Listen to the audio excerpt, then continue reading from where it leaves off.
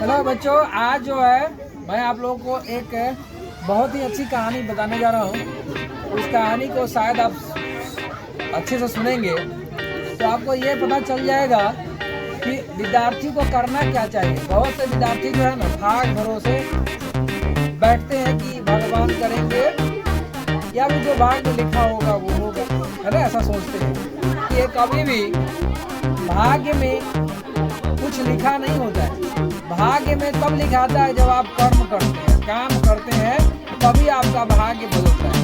अगर आप काम नहीं करेंगे तो भाग्य आपका कदापि नहीं बदलेगा। बात समझ आ रहा है? कहने का मतलब है अगर खाना परोस कर आपके पास में रख दिया जाए, अगर आप उसे हाथ से उठाकर, तो जब तक आप क्या करेंगे उसको उठाकर अपने मुंह में नहीं डालेंगे निवाला, तब तक वह जो खाना है आपके मुंह में नहीं जाएगा। मुंह में जाने के लिए क्या करना पड़ता है? उसको उठाकर मुंह में डालना पड़ता है ना। तो अर्थात कर्म करना पड़ता है, काम करना पड़ता है। बिना काम किए भाग्य आपका कभी बदल नहीं सकता है। बहुत सारे लोग कहते हैं हमारा भाग्य में ना है तो कहाँ से हो? तो बुढ़वक, भाग्य में कथी नहीं है, भाग्य में सब कुछ है। लेकिन जब तक तुम कर्म नहीं करोगे भाग्य तुम्हारा बदल नहीं सकता है। जिस प्रकार से खाना उठाकर नहीं खाओगे तब तक भगवान तो मुंह में नहीं ना भेज देंगे। अब डिजिटल जमाना थोड़ा ना कि डायरेक्ट मुंह में से मशीन लगा दो मुंह में चल जाएगा। उसमें भी मशीन लगाना पड़ेगा तब न जाएगा, है कि नहीं? तो चलिए एक कहानी के माध्यम से बताने का प्रयास करेंगे। ये कहानी एक छोटे से गाँव की है। उस गाँव में एक रामू नाम का एक किसान रहता था। रामू क्या करता था, डेली के डेली प्रतिदिन उसका काम था, मतलब कि बैलगाड़ी रखता था, उसमें सामान लाद करके ले जाना काम था। और वह भगवान का एक सच्चा भक्त था। भगवान का हमेशा मतलब नाम लेता था और उसका पूजा पाठ करता था, और वो ना हमेशा भगवान पे भरोसा करता था, और उनका सारे काम अच्छे तरह से हो जाते थे। एक बार की बात है, उनका एक लड़का भी था, रोहन उसका लड़के का नाम था। लड़के का नाम रोहन था, और रोहन देखता था कि मेरे पिताजी डेली पूजा पाठ करते हैं और तो उनकी सारी काम क्या होती है, पूरी हो जाती है। उनके पिताजी भी रोहन को बुलाते थे और रोहन को सिखाते थे कि बेटा देखो भगवान पे भरोसा करना चाहिए, और जब बुरी संकट में तो भगवान को याद करना चाहिए, तुम उस संकट से बेड़ा पार तुम्हारा हो जाएगा। और वह एक विद्यार्थी था। वह क्या हुआ कि एक बार की बात है, वह जो है ना वह किसी मतलब जब जा रहा था स्कूल जा रहा था, तो स्कूल जा रहा था तो जब स्कूल में उसको होमवर्क मिलता है ना, होमवर्क मिलकर तो घर पे आके याद करता है। तो घर पे आ करके वह क्या किया, मतलब बड़ा होमवर्क था, होमवर्क ज़्यादा मिल गया, और क्या किया, होमवर्क वाला कॉपी उलट दिया और प्रणाम करके हाथ जोड़ लिया और भगवान को कह रहा है, हे ईश्वर, हे प्रभु, कृपा करो, मुझे मेरा होमवर्क क्लियर कर दो, मुझे होमवर्क याद नहीं हो रहा है, कृपा करके मेरा होमवर्क क्लियर कर दो। भगवान का नाम को क्या किया, जपना शुरू कर दिया। ठीक है, भगवान का नाम जपना शुरू किया।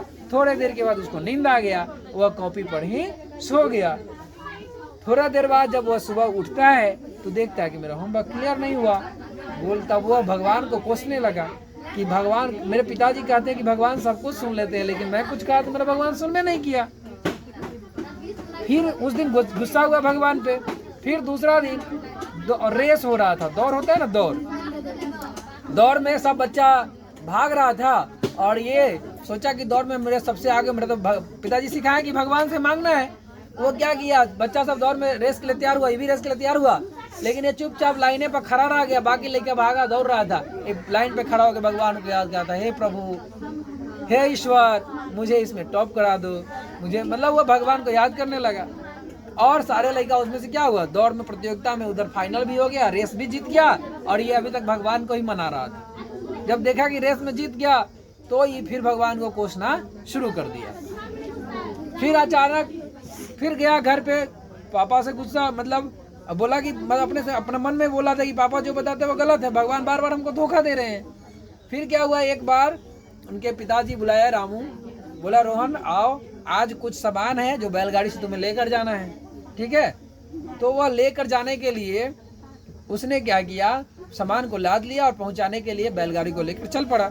रास्ते में एक जो होता है ना, एक ईंट उसके चक्का में आके फंस जाता है और गाड़ी आगे बढ़ना बंद हो जाता है। बैल कितना भी प्रयास करता है आगे नहीं बढ़ता है।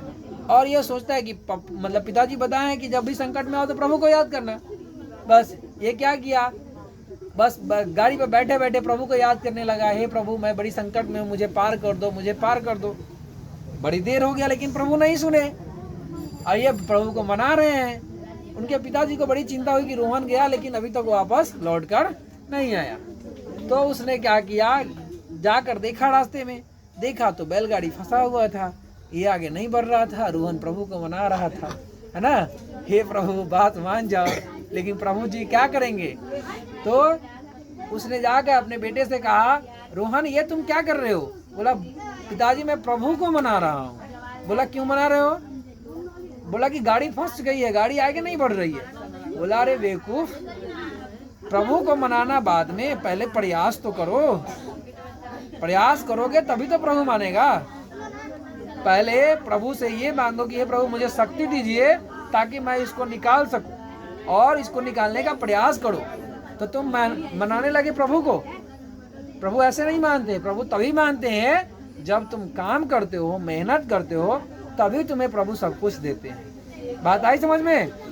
इस प्रकार रोहन को उस दिन यह ज्ञात हुआ कि बिना मेहनत किए हुए प्रभु भी नहीं मानते हैं ना। प्रभु भी उन्हीं की मदद करते हैं जो क्या करते हैं, मेहनत करते हैं, हाँ, भाग्य भरोसे नहीं रहते हैं। तो आपको मुझे लग रहा है कि ये कहानी काफ़ी पसंद आई होगी। अगर आई हो तो मेरे चैनल को सब्सक्राइब कीजिए, लाइक कीजिए और आगे बढ़ाइए। Thank you.